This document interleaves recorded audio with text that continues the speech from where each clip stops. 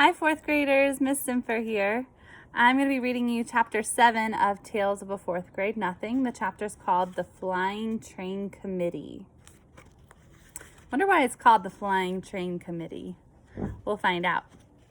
In January, our class started a project in the city. Mrs. Haver, our teacher, divided us up into committees by where we live. That way we could work at home. My committee was me, Jimmy Fargo, and Sheila. Our topic was transportation. We decided to make my apartment the meeting place because I'm the only one of the three of us who's got his own bedroom. In a few weeks, each committee has to hand in a booklet, a poster, and be ready to give an oral report. The first day we got together after school, we bought a yellow poster board. Jimmy wanted a blue one, but Sheila talked him out of it. Yellow is a much brighter color, she explained. Everything will show up on it. Blue is too dull. Sheila thinks she's smarter than me and Jimmy put together just because she's a girl. So right away she told us she would be in charge of our booklet and me and Jimmy could do most of the poster. As long as we check with her first to make sure she likes our ideas. We agreed since Sheila promised to do 10 pages of written work and we would only do 5. After we brought the yellow poster board, we went to the library. We took out 7 books on transportation. We started to learn all we could about speed, traffic congestion, and pollution. We arranged to meet on Tuesday and Thursday afternoons for the next 2 weeks. Our first few committee meetings turned out like this. We got to my place by 3:30, had a snack, then played with Dribble for another half hour. Sheila gave up on cooties when Fudge lost his front teeth, but it still isn't much fun to have her hanging around. She always complains that she got stuck with the worst possible committee and that me and Jimmy fool more than we work. We only put up with her because we have no choice. Sheila and Jimmy have to be home for supper before 5:30, so at 5 o'clock we start cleaning up. We keep our equipment under my bed in a shoebox. We have a set of magic markers, Elmer's glue, Scotch tape, a really sharp pair of scissors, and a container of silver sparkle. Sheila carries our committee booklet back and forth with her. She doesn't trust us enough to leave it at my house. The poster board fits under my bed along with our supplies. We stack the library books on my desk. The reason I make sure we clean up good is that my mother told me if I left a mess, we'd have to find someplace else to work. By our third meeting, I told Jimmy and Sheila that I'd figure out the solution to New York City's traffic problems. We have to get rid of the traffic, I said. There shouldn't be any cars or buses or taxis allowed in the city. What we really need is a citywide monorail system. That's too expensive, Sheila said. It sounds good, but it's not practical. I disagree, I told Sheila. It's very practical. Besides, getting rid of traffic, it'll get rid of air pollution, and it'll get people where they are going a lot faster. But it's not practical, Peter, Sheila said again. It costs too much. I opened one of my books on transportation and read Sheila a quote. A monorail system is the hope for our future. I cleared my throat and looked up. But we can't write a report just about the monorail, Sheila said. We'll never be able to fill 20 written pages with that. We can write big, Jimmy suggested. No, Sheila said. I want a good mark on this project. Peter, you can write your 5 pages about the monorail system and how it works. Jimmy, you can write your 5 pages about pollution caused by transportation, and I'll write my 10 pages on the history of transportation in the city. Sheila folded her arms and smiled. Can I write big? Jimmy asked. I don't care how big you write as long as you put your name on your 5 pages, Sheila told him. That's not fair, Jimmy said. This is supposed to be a group project. Why should I have to put my name on my 5 pages? Then don't write big, Sheila shouted. Okay, I'll write so small Mrs. Haver will need a microscope to see the letters. Very funny, Sheila said. Oh, look, I told both of them. I think all our written work should be in the same handwriting. That's the only fair way. Otherwise, Mrs. Haver will know who did what, and it won't be a group project. Say, that's a good idea, Jimmy said. Which one of us has the best handwriting? Me and Jimmy looked at Sheila. Well, I do have a nice even script, Sheila said. But if I'm going to copy over your written work, you better give it to me by next Tuesday. Otherwise, I won't have enough time to do the job. And the 2 of you better get going on your poster. Sheila talked like she was a teacher and we were the kids. Me and Jimmy designed the whole poster ourselves. We used the pros and cons of each kind of transportation. It was really clever. We divided a chart into land, sea, and air, and we planned an illustration for each. With the airplane done in the silver sparkle and the letters done in red and blue magic marker.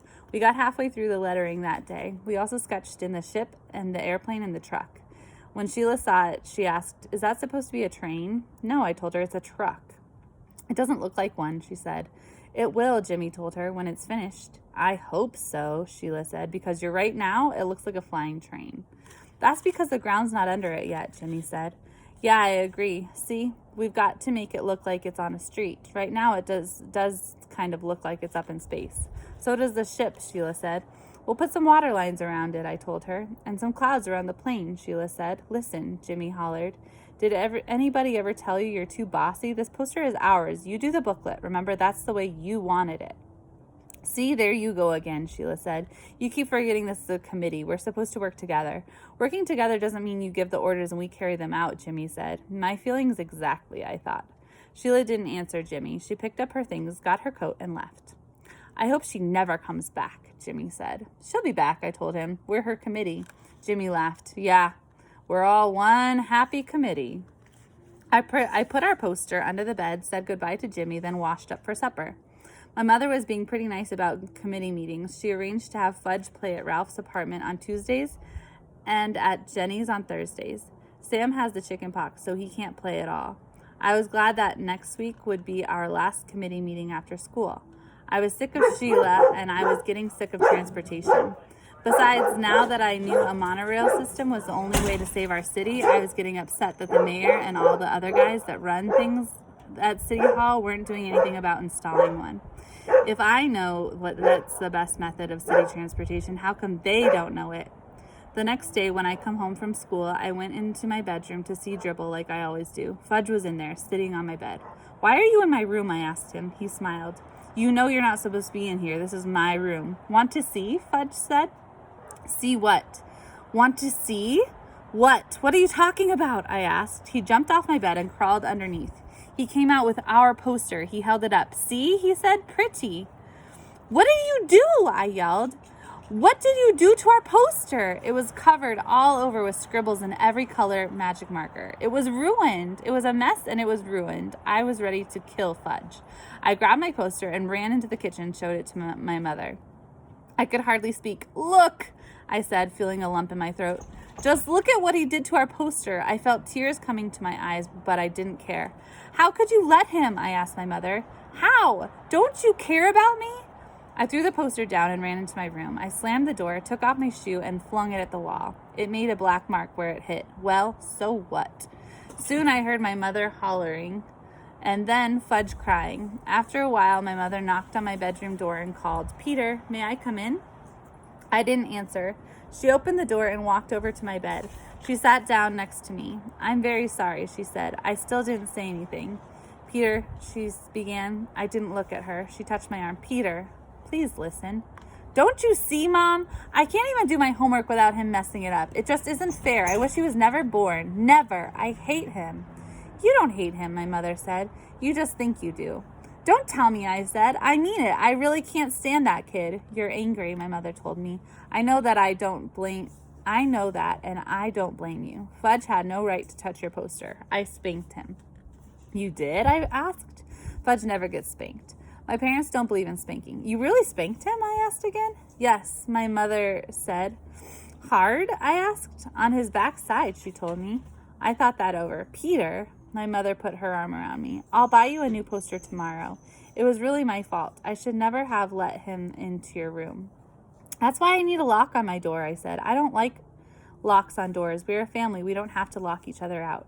If I had a lock, Fudge wouldn't have gotten my poster. It won't happen again, my mother promised. I wanted to believe her, but really I didn't. Unless she tied him up, I knew my brother would get into my room again.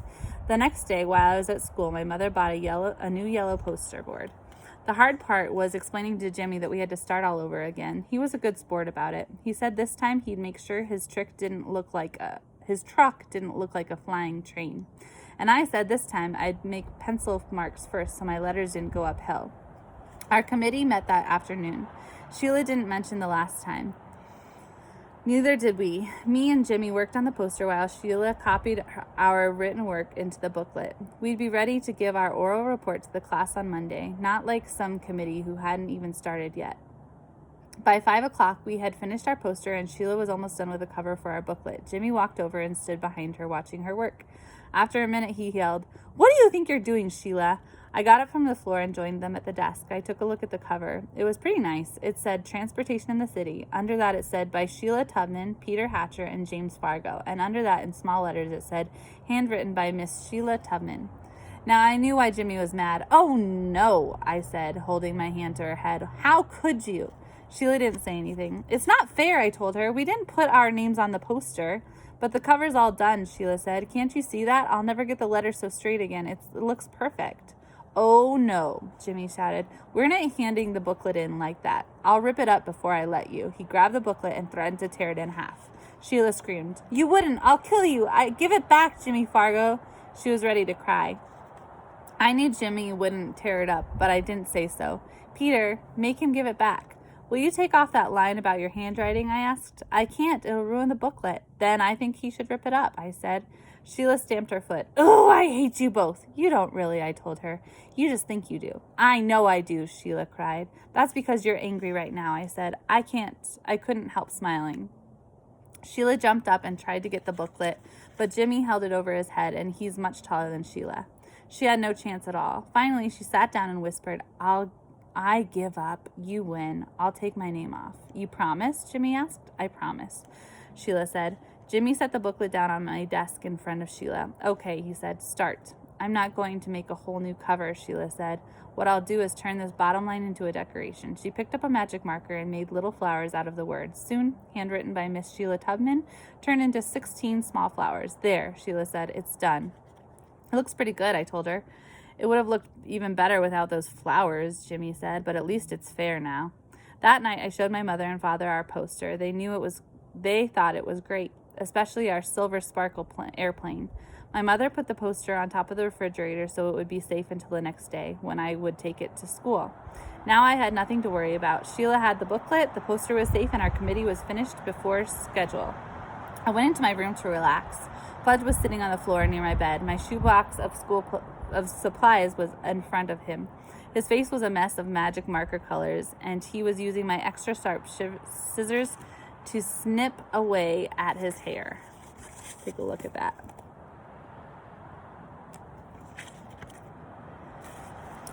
And the hair he snipped was dropping into Dribble's bowl, which he had in front of him on the floor. See, he said, see Fudge? Fudgy's a barber. That night I found out hair doesn't hurt my turtle. I picked off every strand from his shell. I cleaned out his bowl and washed off his rocks.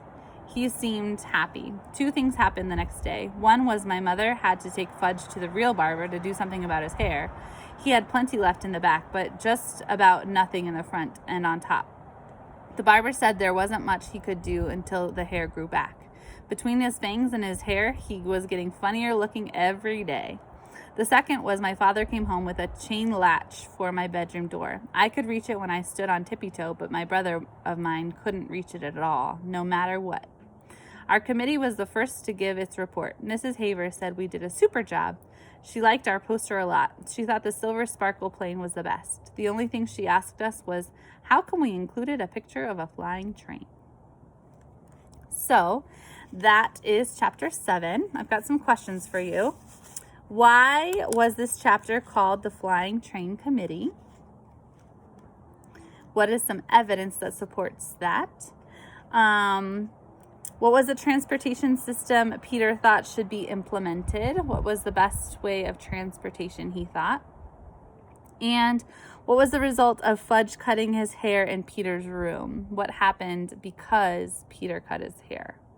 So if you'd like to email those answers to me, my email is laura.zimver@d11.org.